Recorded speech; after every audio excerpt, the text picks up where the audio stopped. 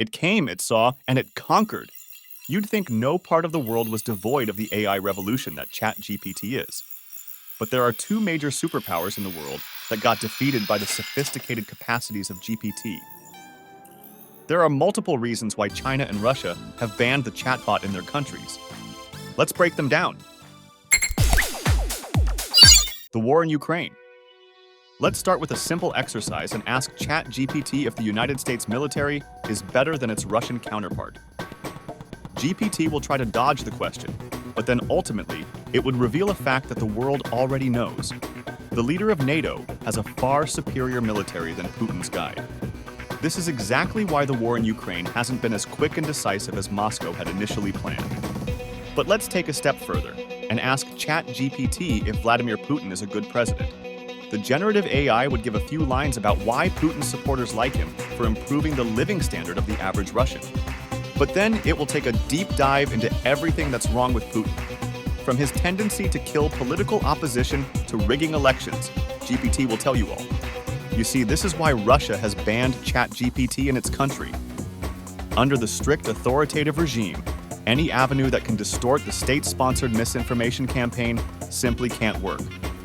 Putin won't allow it.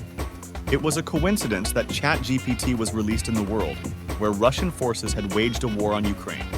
Even though GPT didn't have the capacity to report on the war, Russia couldn't take any risks. OpenAI made the last knowledge update for GPT in January 2022, while the war in Ukraine had only begun the next month. So, if you ask GPT questions such as who is winning the war, you won't get any response. But Moscow labeled generative AI as a propaganda tool by the US that would have created anti-state sentiment in the country. Upon a request made by the Russian Information Ministry, Microsoft had geo-blocked its billion-dollar tech project in the country. State surveillance and internet regulation. In the last couple of years, we have observed a trend between state censorship and the banning of generative technology like GPT. Countries that are essentially dictatorships have a tendency to heavily regulate the internet. So, these countries can't have a tool at their disposal that can easily create and switch narratives. Besides Russia, Iran, and North Korea, the People's Republic of China was also quick to ban GPT. No one was surprised, though. Sure, OpenAI lost a billion-dollar tech junkie market in China, but we're sure they had seen it coming. But here's the thing. The Chinese government wasn't quick to ban GPT like Russia.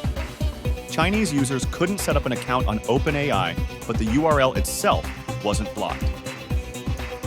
Until government officials started to ask GPT questions about their leader supreme, Xi Jinping. And oh boy, they didn't like the answers at all. The tipping point was GPT's response to what's happening in Xinjiang, China. For years, China has denied allegations of creating concentration camps in Xinjiang to persecute the Muslim Uyghur natives. And well, GPT responded with what the world has been saying. China is running re-education camps in the province.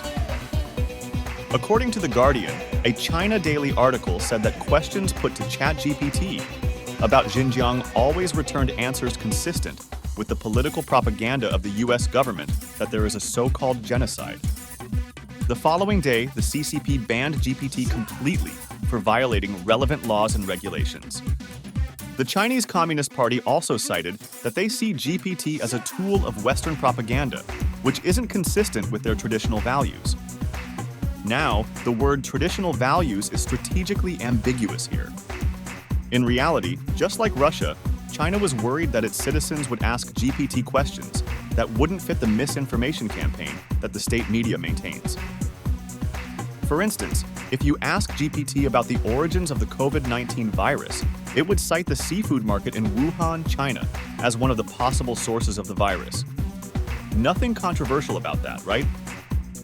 After all, that source has been fact-checked multiple times by major news outlets in the world.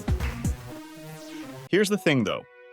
The Chinese government told its people that the COVID-19 virus did not originate in Wuhan, but in the US Army base at Fort Detrick, Maryland. Yep, that's the news that Chinese state media consistently ran when the CCP was desperately failing at curbing the spread of COVID-19. Plus, we have to consider that the generative model has been trained using large sets of data that were publicly available. countries like Russia and China are not forthcoming with publishing data on the web at all. To date, you can't get an official count of how many people lost their lives during the pandemic in China. The state's tendency to be hush-hush about its datasets means that GPT cites sources that are largely free from propaganda machines. The crux of the issue is the sophistication of GPT that surpasses any search engine. Sure, its knowledge base is constantly being updated, and Google would offer more up-to-date info.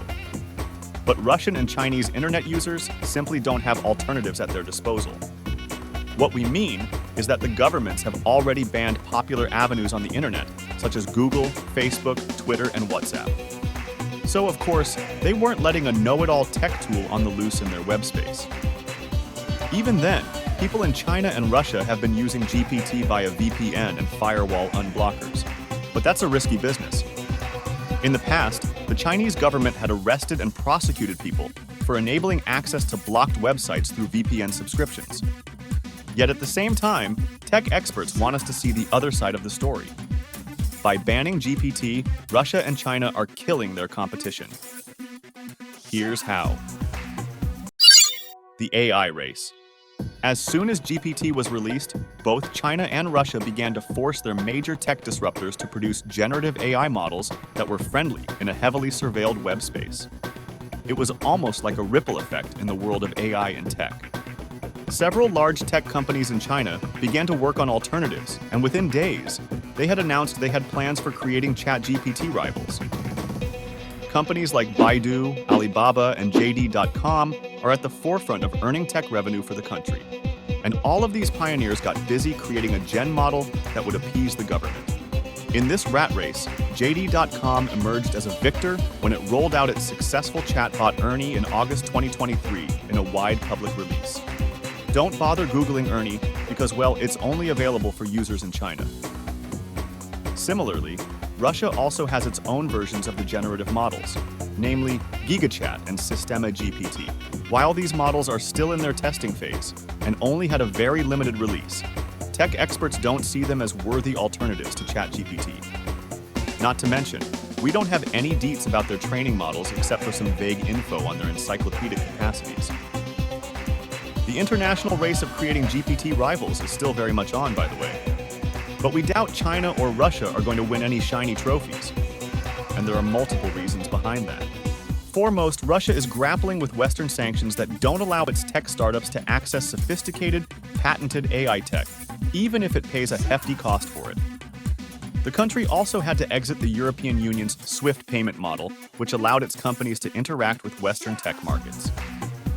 On the other hand, while China has a self-sufficient tech system, the CCP is going insane with regulating AI technologies. Under new Chinese laws, AI companies will have to do mandatory security assessments of their generative models and submit all of their filings on algorithms to the government authorities. Only the government ministry can approve the distribution of the chatbot after assessing its impact and power over shifting public opinion. For instance, if you ask Ernie about Chinese territory in the world, it would happily include Taiwan and disputed parts of the South China Sea under mainland China. But if you ask the bot about China's bloody crackdown on pro-democracy protesters at Beijing's Tiananmen Square in 1989, the only reply that you'll get from Ernie is let's change the topic and start again. So far, the bot is only good for holding basic conversations about the geographic knowledge of Chinese territory, or if you want to praise Xi Jinping for his excellent leadership in the country, Ernie would be very happy to do that with you. No wonder Ernie got a green signal from the Chinese Communist Party. So far, China doesn't seem interested in creating a chatbot for the global market. Its existing tech is very limited in its scope and creates more unethical avenues for spreading misinformation about issues that are a matter of public record. Unless both China and Russia come up with a worthy opponent for ChatGPT for local use, people will continue to find creative ways to use the generative model. Found the video insightful? Give it a like and subscribe to our channel.